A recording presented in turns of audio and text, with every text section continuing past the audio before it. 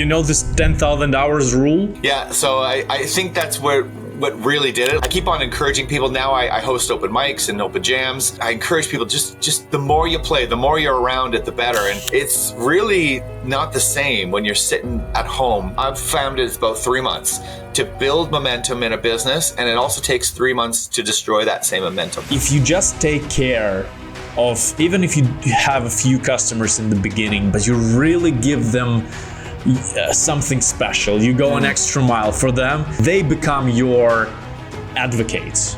We can't save everybody until we save ourselves first. The pros are huge because you really are both working on the same goal. It's exciting to be working together for your family. Hello everybody, welcome to the Be Yourself podcast, the podcast on expressing our true self. Today my guest is Tim Melanson, who is a web developer, a co-owner of Creative Crew Agency, a musician. Tim, welcome to the show. Thank you for the invite. I'm just going to try to be myself here. You can see my actual background today. Yes. So yeah, be yourself totally, man. So first thing comes first. How are you? How things are in Canada? This is where you're from.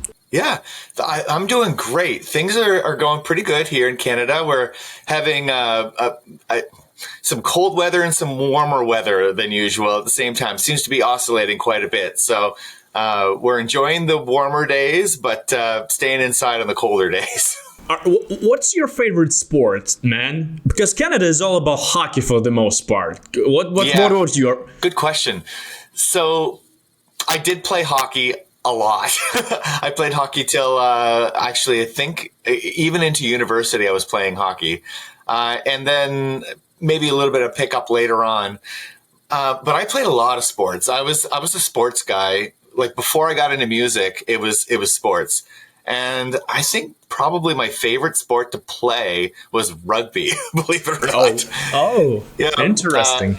But I also played football in high school as well. And I loved the camaraderie of football, and rugby was like, it was just the benefit of being able to play like forward and back at the same time. So I thought that was kind of cool. You play offense and defense, at the same time. But yeah, I loved sports, and really it was when music kind of kicked off that, I replaced sports with music. And when was that? That was my last year of university. So I guess I would have been 22 at the time. And I had some roommates that had moved. There was some friends of mine that I had started to meet.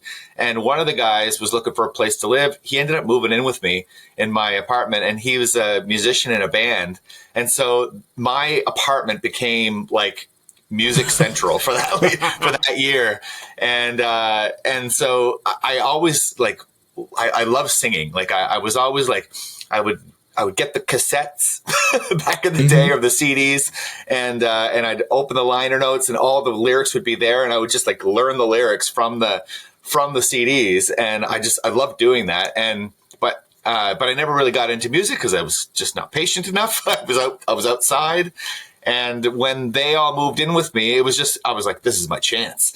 So I got a guitar, and I just kind of sat in the living room and just watched them play and just tried to do what they were doing. And it was great. Did you learn how to play guitar using this method? Yeah, well, in about a year and a half after I started learning, I guess I would have been, yeah. So that was a full year, and then I moved to Ottawa, and then about maybe a few months later, I started going to open mics. And there was an agent there. My girlfriend at the time was a singer. And so I was playing guitar, she was singing, and we ended up getting hired to do gigs. So it was really quick, maybe 2 years since I started. But keep in mind, I was playing guitar I estimated at least 5 hours a day, every day for an entire year. Because I was taking a computer science degree at the time. And so every time, like whenever I would kind of get stuck, I would pick up the guitar and just do a little bit and then go, okay, put it back down and then start back on my computer science homework. And then I just kept on going back. And then later on that night, probably around 7 or 8, everybody would come over. And so I'd be sitting in the living room with the guitar again, playing along. So it was a good at least 5 hours per day, every day for a year. Wow. I mean, you get a lot of hours in that way, right? Yeah, you know this 10,000 hours rule? Yeah. Yeah. So I think that's what really did it. Like, I keep on encouraging people. Now I host open mics and open jams, and I encourage people just the more you play, the more you're around it, the better. And it's really not the same when you're sitting at home. Now, mind you, YouTube didn't exist at the time. Did it exist, or was it not popular? I don't know if it existed yet, but it definitely was not popular. Yeah. And so nowadays, I got my learning from watching other people play. And now with YouTube, you do have that benefit. And now if I want to learn a song, I pick up a YouTube channel, bring it up and watch the guy play it and go, yep, okay. Because it's not the same when you're trying to read a tab or trying to read music. It's not, you don't know where your fingers are supposed to go unless you see someone do it. Quick one, guys. If you can help me to grow this channel by hitting the subscribe button, I would be really, really, really, really thankful. I want to grow this channel to become international podcast where I invite not only Ukrainian guests, but guests from all around the world, so you can benefit. And in this way, we all become better as human beings. Thank you very much for supporting me, and enjoy the show further. Dude, it's so funny that we started right off the gate talking about music, and people who were not attentive when I presented you might have having this thought that you're a musician, but you are an entrepreneur in your core. And from what I learned from your bio, it's something that you always aspired to be. Can you tell? Let's take a step back and talk a little bit about how you got into entrepreneurship. And most importantly, what prompted the transition from, I assume that you were working for someone as a web developer. So maybe you can tell us about the transition from a web developer to an entrepreneur. Yeah. So, okay. Like the story is interesting, I think, anyway, because what happened is that when I was taking my computer science degree, there's like a couple of like key moments, I think, that sort of like changed my mindset, right? Okay. And the first one, I was still in university. I was taking a computer science degree. I thought I was going to graduate. I actually thought I was going to move to Silicon Valley at some point. Wow. Because this was like late 90s, right? I graduated in 2000. So the bubble of IT had not burst yet, right? It was just huge. And so I thought I was going to be a millionaire and working for some big, whatever at the time. I think it probably would have been IBM as, one of the big companies at the time, right? Anyway, but then, so my dad worked for the same company all my early life. And then the day before his 35th anniversary of working for that company, he got laid off. And my mom was pissed. Just the whole situation was like, it was one of those, and in hindsight, at the time I didn't really see it, but in hindsight, it was one of those first kind of cracks in that plan of like working for a company for the rest of my life. And I kind of went like, okay, so he got laid off. What did he do? He used to be a salesman for a large beverage company. Okay. I don't want to mention who it is, but maybe probably could look me up and find it out. But anyways, because the company is still huge today. But what happened is that kind of like made me think, okay, so, working for the same company, because I sort of like had that upbringing of like, work hard, climb the ladder, retire with a big pension, that kind of, right? And then all of a sudden I'm like, okay, all right. So then another two things happened. As a co-op student, I started working for a company, and about 2 weeks in, the company decided to lay everybody off. Like they were going through some trouble, so we all got laid off. And I got a little severance package. I was actually pretty happy about that because I just started, but it was another one of those things. Okay, layoffs happen. Interesting. So then I start working for this large telecommunications company in Ottawa. I moved from New Brunswick to Ottawa, which is the capital of Canada. And you're working as who? A software designer. I got hired out of university to write software for this big how was company. This, just on this point, how was that possible that you, from artistic state of mind, which was your 20s and whatever in university, you shifted to more of a technical, or do you find them maybe close and similar in some perspective relation? Well, I think they are. I think that there's a lot of math in music, a lot of math in music, and math was one of my languages.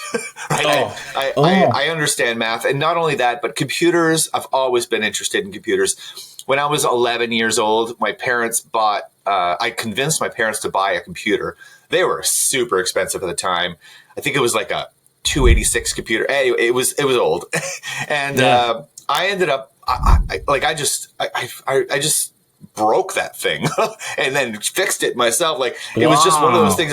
I was fascinated by these things. Your story seemed a lot like Steve Jobs, man. He also used to re-engineer things. But so cool. Well, maybe give me a few more years, I guess. But even still, like it was one of those things. I was always interested in computers. Computer science was a very, very big path for a lot of people, right? So there's a lot of money to be made. And so that was kind of the path I was on. Music was one of those things where it was a great hobby. It was fun. Like I never thought at the time that I left university that I would end up being a musician. Like it was just, I never thought that would happen. But I got hired to be a software developer. And then about 4 months later, after I got hired on a temporary contract, and I was performing well, according to my supervisors, but they weren't able to offer me a full-time position for some reason. And they're like, well, but what you can do is you can apply to another department within the company. We'll do like a lateral move because there's other companies. There are other departments that are hiring. So I said, okay. So I moved departments to another department. And then the department I was in that I got hired got laid off. That was the first bust of the bubble. And they laid off thousands of people every month for a long time after that. I was there for 8 years of layoffs. And so that was really when I started going, okay, I don't want to leave this company right now because it is a paycheck and I don't know where I'm going to go next. But I need to have some backup plans figured out. Yeah. And that's where entrepreneurship started to come in because I did have a lot of friends. I had a good social circle and a few of them were actually already business owners. And so I just sort of started to dabble. I think, some of the first businesses I had were selling wholesale products online, and then I had a couple network marketing experiences where I would, be part of a promoter group, and those were happening while I was working. So eventually, when I got laid off from that company, I decided for two reasons, actually. One reason was that I thought to myself, okay, so if I get laid off from another company or get fired from another company, that's my whole income's gone. Yeah. Whereas if I go out and I get some clients and I become self-employed, well, then now let's just say I get 12 clients. Well, if I lose one, I've just lost 1 out of 12. I've got 11 more clients that are still paying me income, right? So I thought it was safer at that point, given what I'd been through, to be working for myself than it would be to go get one client, one job, right? It was common sense for you at that point. But you also had examples in your network, which is super critical, I believe. Yeah. I had examples of people that were already doing it, right? And actually, the first business that I started, it wasn't even my business. I actually started subcontracting for another guy who was doing physical tech support. He was fixing computers, going into offices, and he was overloaded. And he's like, "Yeah, I mean, I would love for you to help me out with this." So that's what I did. I started helping him out with his business and started my own business out of that. And Yeah. it just I just kept on trying new things. My goal really, I remember when I left the physical, computer support thing, the goal was I want to work from a laptop eventually. I wanted to be completely free of having to go into anywhere and do anything, right? That was the dream. And eventually I got there, right? But yeah, it was just, I just didn't like being tied to something like that. Like, what happens if I want to take a vacation? Well, if I'm working from a laptop, well, then I could just bring the laptop, right? Yeah. This is so powerful. For people who don't have technical acumen or an analytical mind, things that to me are most beneficial, in looking for a job place. Everybody wants a skilled web developer who can think outside the box, right? Yeah. And this is interesting because I read on your website that you actually spent 10 years doing sales and marketing. Yep. So you develop this vision beyond just technical solution, going somewhere where you understood the cause for existence of a particular website or a client. So maybe you can tell me about this, because I see that one of the mandatory questions you ask from your customers now as you're talking to them is why.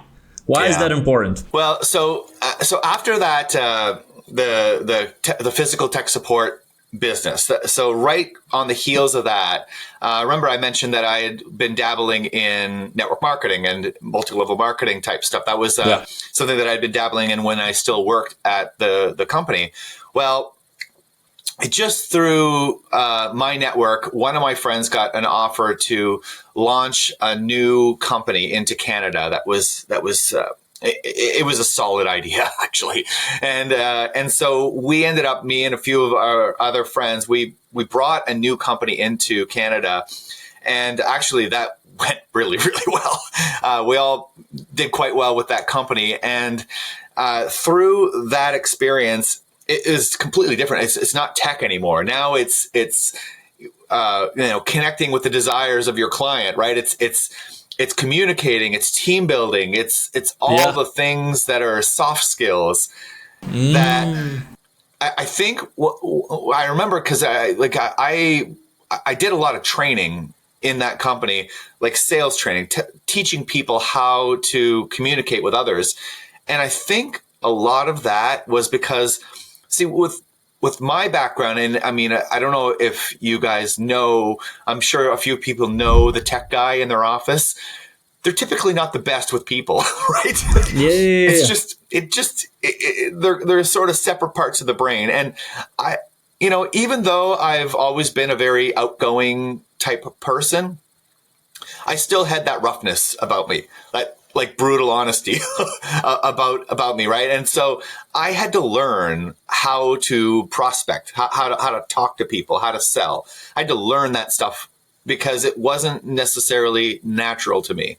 And I think because I had to learn it, I had to talk to people that were doing it, and they would mentor me on how to do these things. It was fresh in my mind. I think that the thing about it is that when you've been doing something for a long time, you can't remember what it was like to not know how to do it. And it's just like one of those things. You're like, I just go and I just talk to them. I just do it, and it works, right? But if you learn it recently, then you can sort of make some connections and go, no. Okay, well, here's what you have to do. You have to step back here. You have to listen. You have to listen a lot more. You have to figure out, ask them more questions. The question one was a big one. Like, most of my sales conversations are questions. They're not making points. Nobody cares about those points. All they want to know is that you care about what they're trying to accomplish. Everybody wants to feel heard. Right. And so a lot of those things were things that I had learned fairly recently and was applying in my life. And so when it came to teaching it to other people, it was like, oh, I know where you're coming from.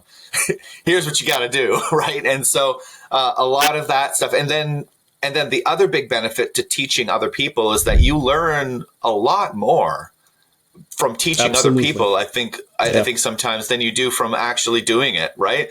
So it's like, you learn it, you do it, and then you teach someone else, and all of a sudden it's really solidified. And so that was about 10 years of my life from while I was still working all the way through until where I am right now, which was, all that sales stuff. And then when I ended up leaving that company and starting, building websites and things like that, I remember my first, I had no intention of doing the business that I'm doing right now. That was not what I was trying to do.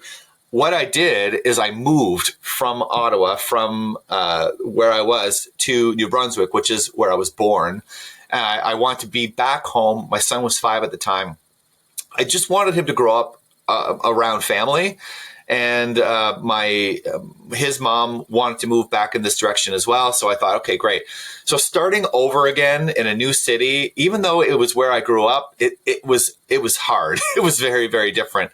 And but what I was doing is I wanted to meet a new network. I didn't want to go back to the friends that I had before. I wanted to sort of meet the entrepreneurs, the people that were getting things done in the city. And so I ended up finding somebody in the city who I found him on Facebook, and it was because he liked a lot of the same books I liked, like the John C. Maxwell stuff, the Rich Dad, Poor Dad. Like I just looked for things that he liked, and I ended up asking him if we wanted to go for coffee. We go for coffee. He says, you know what I really need?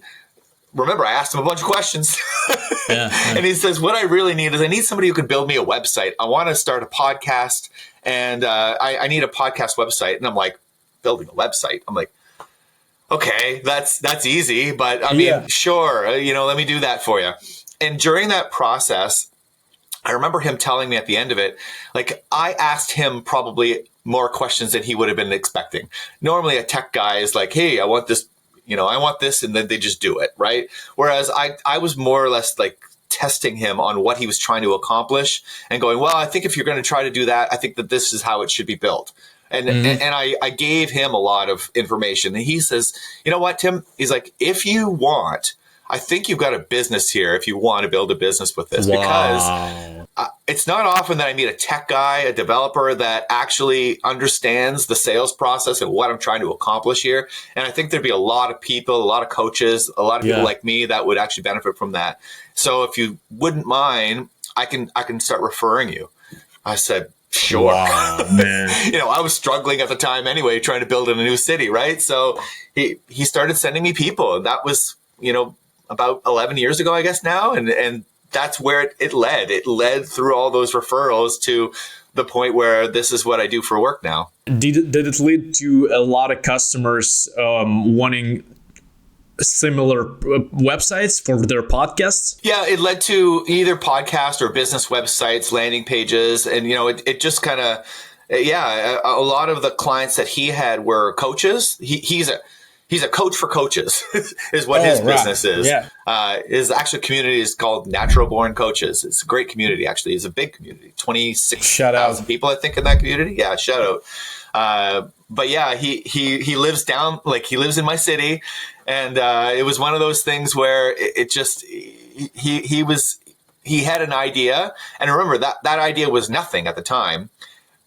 It's grown to where it is right now, which is great. Wow. But yeah, he just started to refer me to the people in his network that were looking to start coaching businesses. Of course, if you're looking to start a coaching business, you're probably going to need a website at some point. And that's where it started. This is another lesson that keeps repeating itself, that if you just take care of, even if you have a few customers in the beginning, but you really give them something special. You go an extra mile for them. They become your advocates. Yeah. And that's exactly what happened with my business as well, and I got more clients through my first customer. So amazing to hear that this guy was really supplying you with work just because I think you went above and beyond for him, and you did really cool job. Yeah. Sweet, man. So now you're having these sales calls, and every single time you achieve this wow effect by not merely asking technical questions. Is that fair to say? Yeah, I think what happens, like, because of the nature of the questions I'm asking, it's more or less like, if they have a business plan, I'm probably asking what's already on their business plan. You're like a business coach consulting with a business plan or whatever. Yeah. Yeah. Like, I've had, actually, ironically enough, I've had quite a few people over the years that have ended up not hiring me because what they found out is that their idea is not ironed out. They're like, I'm not ready for this yet. Let me go back to the drawing board and let me figure out what I'm doing. Right. Because, if I'm going to ask them a bunch of like, sort of, how do you think you're going to make money? How do you think this is going to be successful? Those types of questions, you might end up finding out that, I didn't really think through that yet. And a lot of what I'll recommend to people, especially when I say, why do you think you need a website? Sometimes the website isn't the first step. I mean, you're going to have to invest some money into that. And if you don't know who your customer is, if you don't know exactly what your product is yet, if you're sort of just playing around, then you're not ready. You're going to waste a bunch of money. You're better off to take a step back and maybe start to work through your warm market first. Sort of try to figure out who needs you, right? I didn't start with a website. I started with talking to people, finding out what they need, and providing them with a solution. And once that solution was like a pattern, once I was doing the same solution multiple times, then I'm like, okay, now this is a product, right? And even to this day, that still is how products form, is they form through, okay, I keep doing this. Now let me give it a name, right? And this is something that I provide, right? And what also rings the bell for me is that if the people trying to start a business don't have an alignment with answering the question why they're doing it, right? There could be a personal story hidden in this why. There could be whatever number of things, but if they speak to you, you just have this extra willpower to go through whatever challenges, right? Yeah. And I think this is specifically important for all of us entrepreneurs to know why solving this problem and helping people with the repetitive problem that you faced in the past is so important. It just fuels us up as entrepreneurs. Yeah. I think there's two whys too. There's the why you do what you do, meaning like what your gift zone is, or what it is that lights you up about what you do. Something right? that like, you want to share with the world, right? Yeah, like I like technology. I like to help people with their, solutions. I like to solve problems. I like that. But then there's also another bigger why. Like, why are you going to work in the first place? Who are you working for? Like, what are you trying to accomplish in terms of, like, is it a lifestyle? Are you trying to provide for your family? Like, more practical why. Mm-hmm. Yeah, like, and both of those have to exist, because really, when it comes down to it, running a business is hard. It really is. Like, you are going to have some good months, some bad months. You're going to make some mistakes. All these things are going to happen. And if you don't have a solid why, why am I in this? Why am I doing this? Then you're going to quit. Right. And that's not necessarily, I don't think that's mean. I think that there are certain people that are suited for the entrepreneur lifestyle, and there are certain people that are suited for an employment lifestyle. Yes, and we need both. We need both. Right. It's not either or. Yeah. And there's nothing wrong with either of those. In fact, both of them are hard, just for different reasons, right? And if you're not the one that's like, I guess, maybe another way to look at it is that if you don't show up to your job, what happens? You get fired. So you have to show up. If you don't show up for your business, you don't get fired. You're the boss.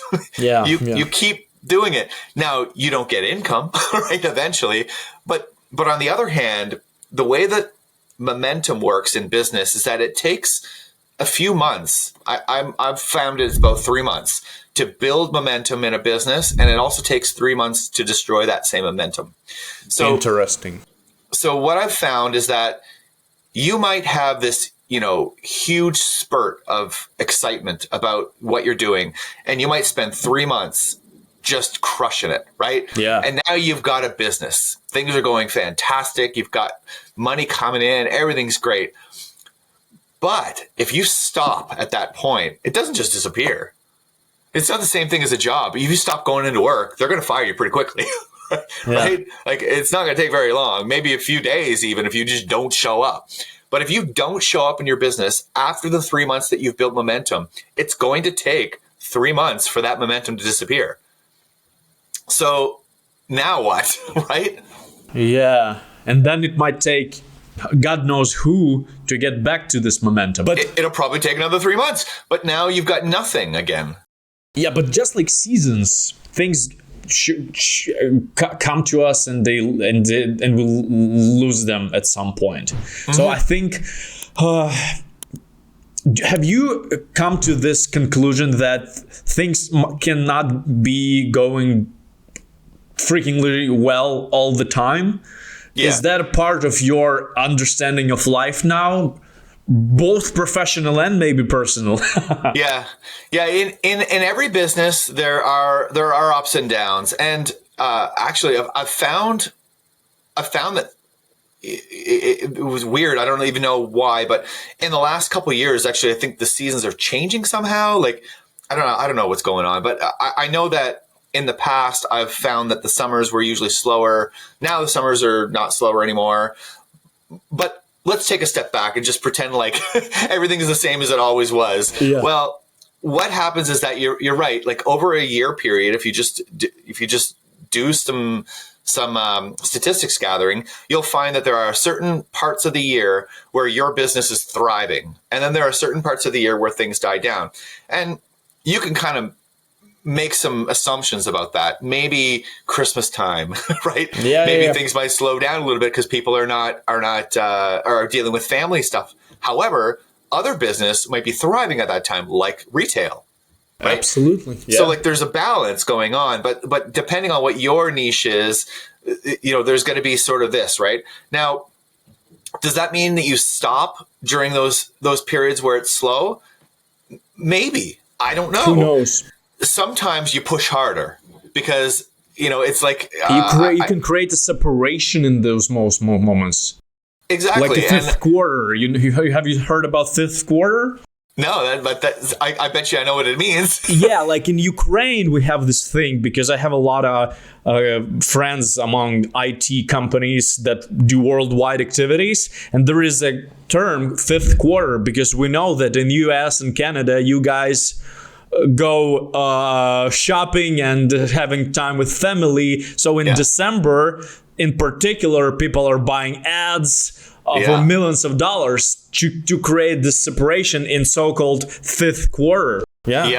Yep. Yeah, exactly. So depending on but now on the other hand, it might be a good time to take a vacation as well, because Absolutely. We do need us time, right? We do need me time. Yeah. Yeah. Cause it might give you that energy to be able to hit the ground running when things start to speed up again. So it just depends on your business. However, you're right. Like, it does go up and down, and that's why I think it's really important to, when things are going really well, and this is a mistake I've made for sure many times, is that when things are going well, you can't just go, oh, bunch of businesses coming in, I'm going to change my lifestyle to match this now. This is my new bottom. You cannot upscale the lifestyle until it's really something that you can rely on, because it can be temporary. Right. And I mean, if I were to do it again, if I were to start over again, I would do a few things differently. And one of those things is that I would live on the minimum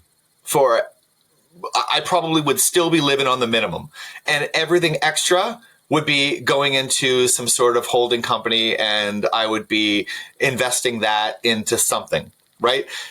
And then at some point, that would be so big that I wouldn't need to worry about anything anymore, right? And what that would also have done is that on the times when I made a mistake, or when I, didn't save enough money for taxes, or when something happened, I would always have that to go back from, right? But many people, we've sort of like been conditioned to just live at your means, maybe not even above or below, like just at the needs, right? Or the means, sorry. So as your income goes up, your expenses go up, and that is a really normal way, I think, to live, but it's also a very risky way to live, because now all of a sudden you get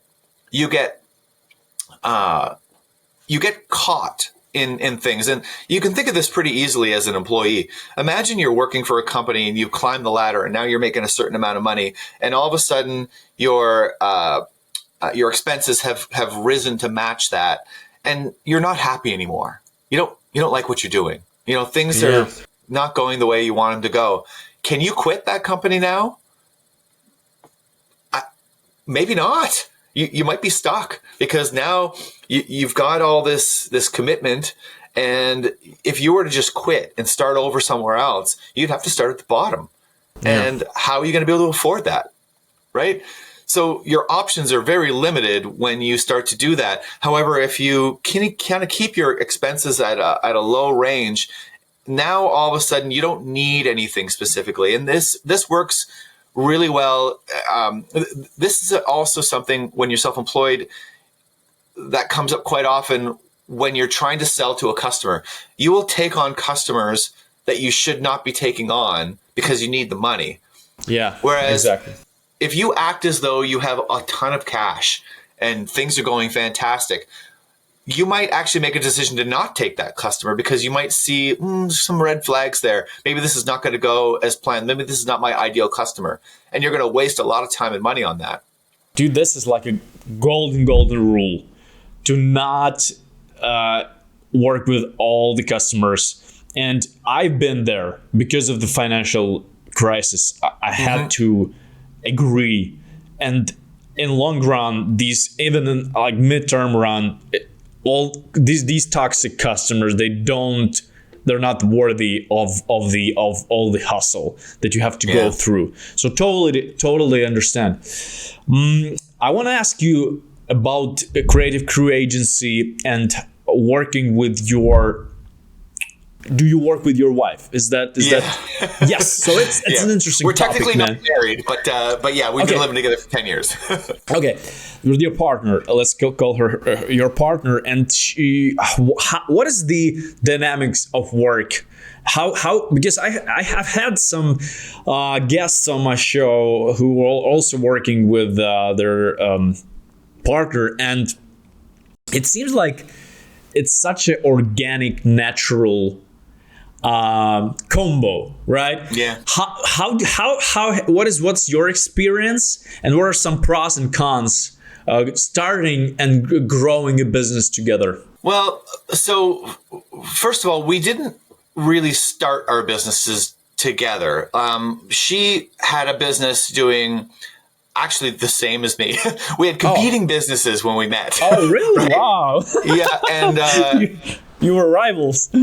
Yeah, well, I mean, on the other hand, like, we have opposite skill sets. So, for example, I'm more on the I'm more on the technical side and on the sales side, whereas she was more on the creative side. So she was a designer first who built websites, and I was a developer first who built websites. So we had complementary services. And so we actually pretty quickly started working together and subcontracting each other in our clients, because it gave our clients so much more, right? Such a beautiful way to get closer to each other. Just give each other customers. Give each other customers, yeah. Now, it ended up that the way it worked out is that she had some issues with the partner that she was working with at the time, and they had some differences in where they wanted to go with their businesses. So they ended up dissolving that business, and she went to a job for a little while, and has actually only been working with me again. I think the last through the lockdowns, she started working for me. Okay. And we started working together. However, for a while, she had a company that she was working for. But now, so working with your spouse. So first of all, what you said is natural. I think it is, because I think if we look back in history, most of human history, I think, was family business, right? Yeah. That was kind of the way things were. It's just sort of like changed culturally, Who where people all can of a sudden, trust, right? They can trust members of their tribe and their family. That's right. Yeah. And I think we got pulled away from that through probably the industrial age, and all of a sudden everybody's, dad was going to work, whereas, it was a family business before that. Right. So I think that's probably why it feels natural, but it also is very challenging, because we, in my lifetime and probably my dad's lifetime, you did go to work, right? You had separate businesses. And so some of the challenges, I think, with working with your spouse is that it's tough to turn it off, right? Like, it's like work is all, you're both working in the same business. So before, you might get home from work, you might tell your spouse about your day, and then it's done. Right? I mean, you're not asking your spouse, oh, by the way, I need you to do so-and-so tomorrow, or I need you, right before bed, which I make that mistake all the time. So there is some of that balance that kind of disappears when you're working with your spouse. And so there are, one of you, not both of you, has to create some boundaries around that kind of stuff, right? There are some physical, limitations that you need. Number one, you need to have an office. I think both of you do. You need to have a space where you're working that's separate from each other. If you're trying to work in the same office, you might end up with some challenges there. Yeah. But the pros are huge, because you really are both working on the same goal. It's exciting to be working together for your family, right? I think it is. I love it. And like you say about trust, I mean, who are you supposed to trust more than your spouse, right? It's not the same as a normal partnership. A partnership, everybody's kind of like, they're working together, but they're for their own families. Now your family is your business. And I do think that there's going to be a lot more of that moving forward. I think that there's going to be a big boom in either self-employment or small businesses. And I know it's possible our governments are trying to stop that, but because, it seems as though these monopolies are growing as well at the same time. But I think we're getting to a point where the average consumer, even though we don't necessarily have those big choices yet, I mean, do I want to support a small business instead of a big company? Yes. Can I afford to? Sometimes no, right? But I do think that as more small businesses start to grow, as more people start to do their own thing, like, we are inherently, I think, trusting the big companies less and less and less. So if we have an option that's reasonable, we are going to start to direct our money towards our small businesses. And I know in my life, I've already started doing that. I've started to support the smaller farms rather than the grocery store. I still have to go to the grocery store to buy a lot of things. But when it comes to my fresh meat, I'm going to go to the farm, right? When it comes to some of my vegetables, I'm going to go to where I can, I'm supporting the smaller guys. And I think I'm not alone in that. I think that there's a lot of people that are doing something similar to that if they can afford that. And here's the good news is that if you've got your own business, if you've got a small business, and you are also supporting other small businesses, you've got a good collaboration there. Yes, Now all of a absolutely. sudden, a bunch of small businesses can Even support what each we're other. doing right now, we're supporting each other as podcasters. This is our network and our community. And man, this is so well said that people, well, first of all, history repeats itself.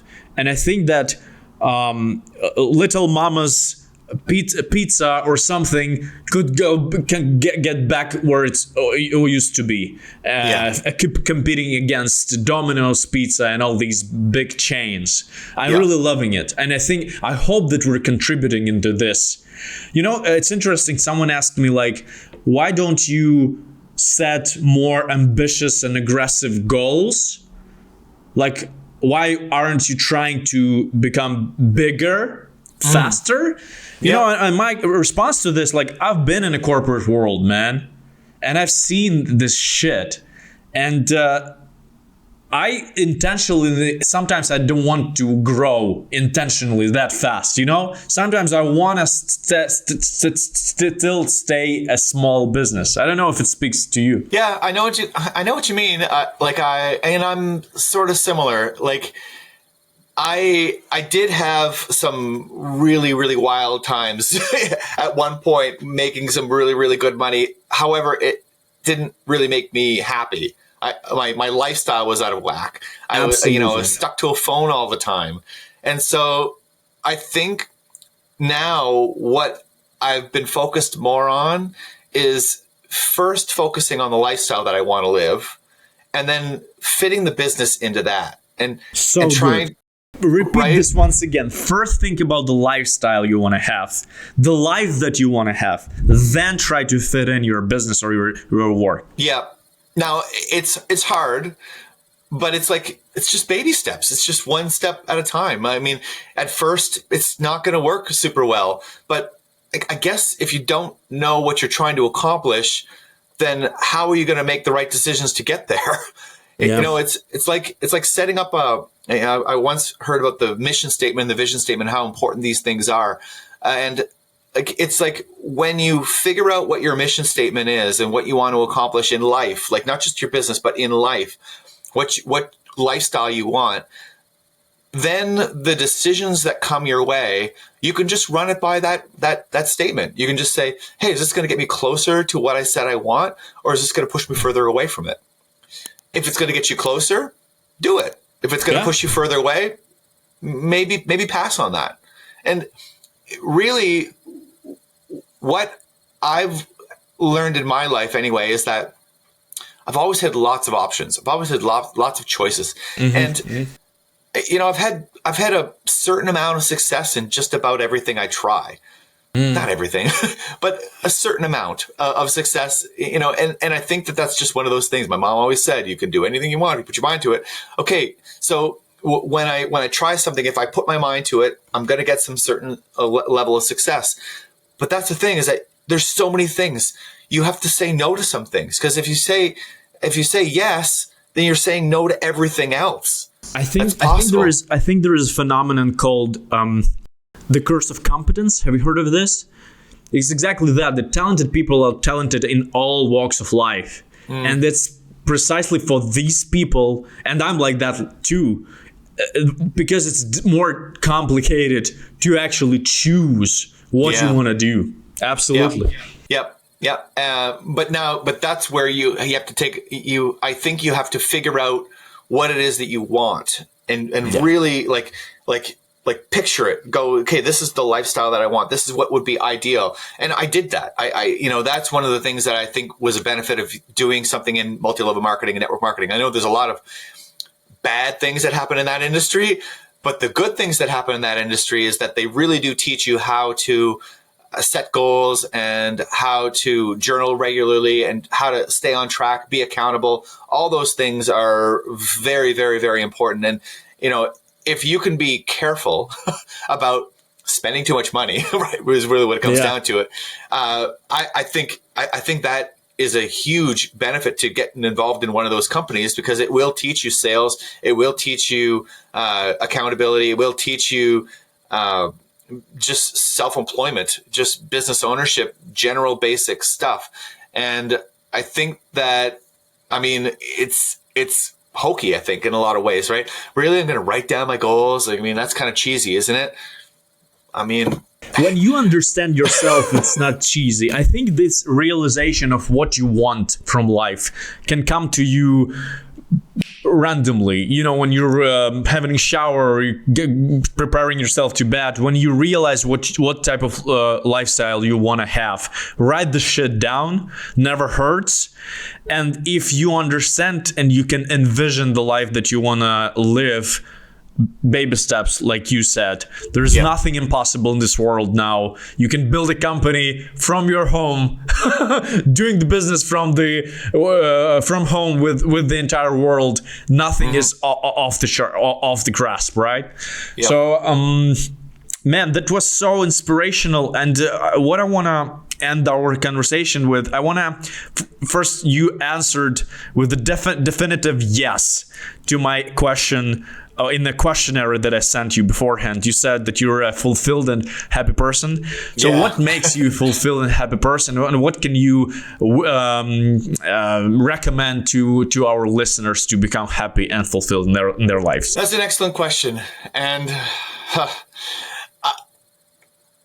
I don't know how deep to get on that because I think a lot of it is sort of just innate. I think I've always been a pretty happy kind of person. And so, comes from within. Yeah. And I think that my experiences, my upbringing, a lot of those things probably played into effect. So I don't want to say that just be happy, because I don't know. To me, it is what it is. But I know to a lot of people that doesn't really translate very well. But on the other hand, one thing that does, I think, translate very well is you are who you hang around with. And it tends to be that if you put yourself around people that drain you, and you know this, I mean, I guess maybe just take a little inventory.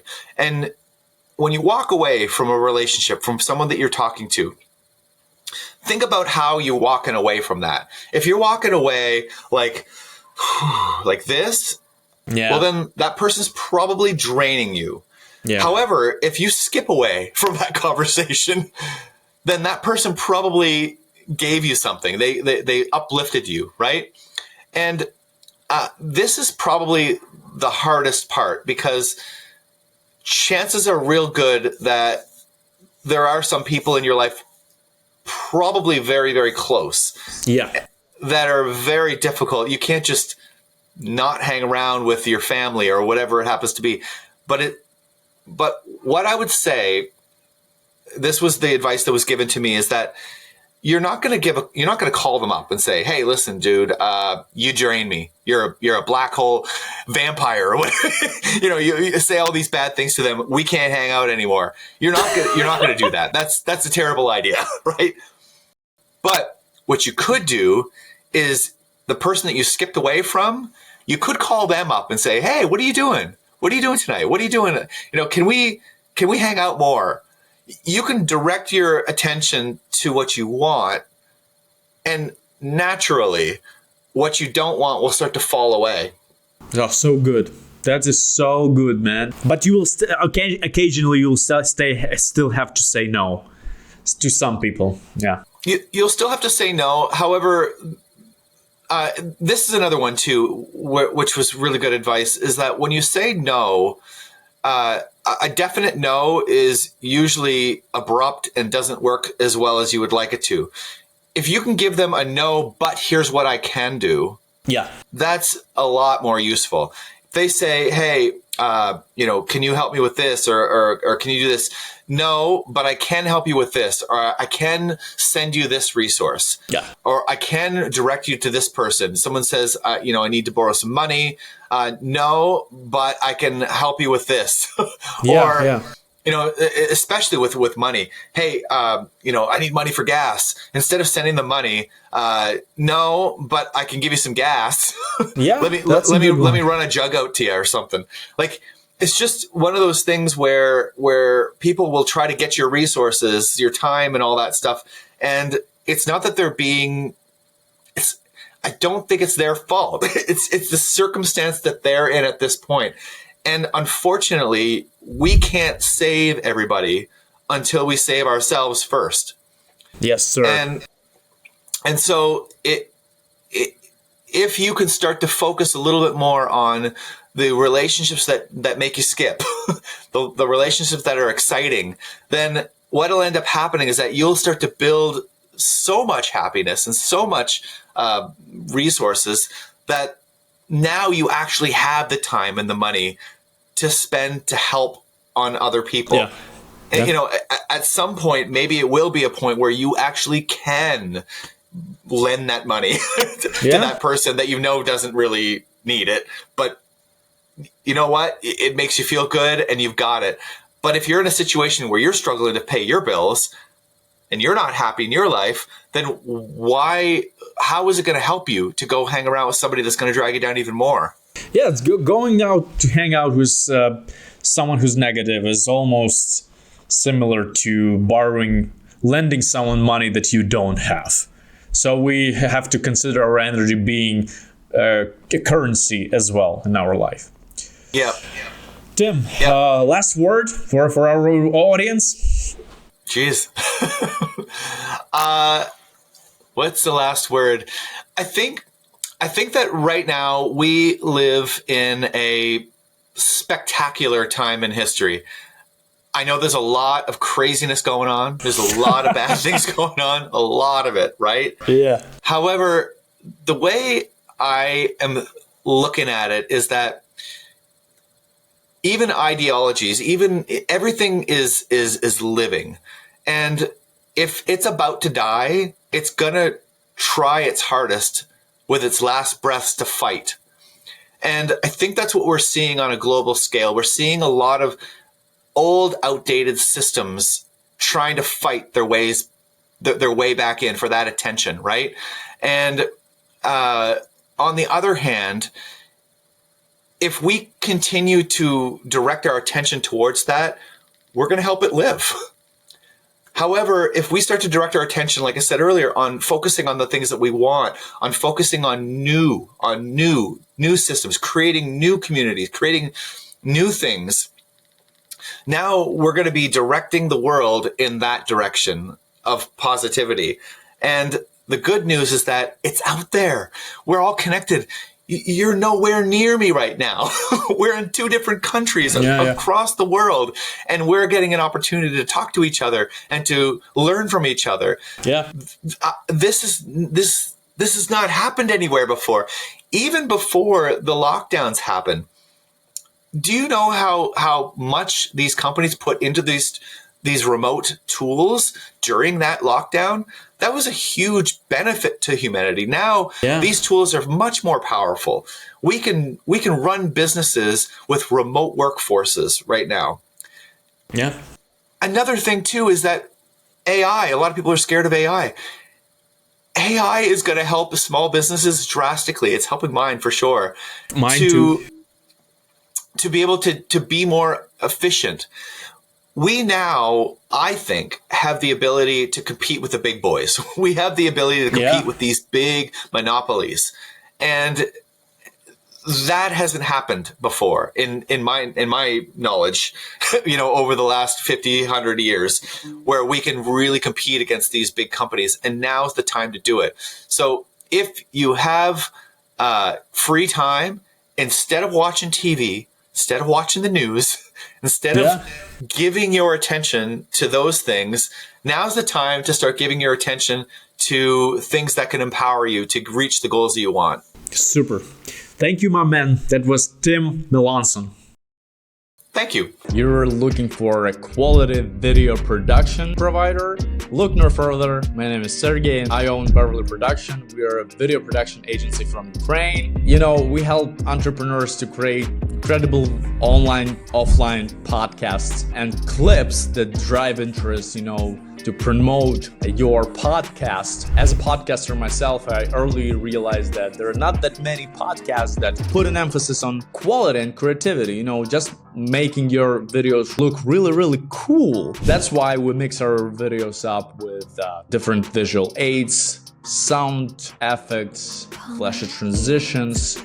We do dynamic switching and other cool creative things that just set apart your podcast from your competition. You can check our samples on the website, and we also help people to post the videos. So we take over YouTube management, and we can also run TikTok and LinkedIn for you. So if you're interested in something of this kind, don't hesitate to book a call with me. The contacts are available on the website. Thanks a lot.